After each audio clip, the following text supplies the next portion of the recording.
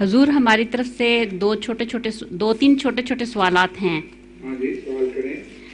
حضور پہلا سوال محترمہ امت الرشید قمر صاحبہ کی طرف سے ہے کہ جب احمدیت مغربی اقوام میں پھیلے گی تو یورپ اور امریکہ کا رد عمل کیا ہوگا؟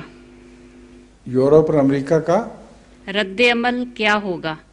جب احمدیت پھیلے گی اور ان کو خطرہ ہوگا کہ یہ غالب آ جائے گی تو پھر وہ ضرور سخت رد عمل کا اظہار کریں گے، اور جس طرح پرسیکیوشن پاکستان میں ہوتی ہے ویسی نہ صحیح، کچھ نسبتاً کم صحیح، مگر جب خطرہ ہو کہ کوئی قوم پھیل رہی ہے تو اس کی پرسیکیوشن ضرور کی جاتی ہے.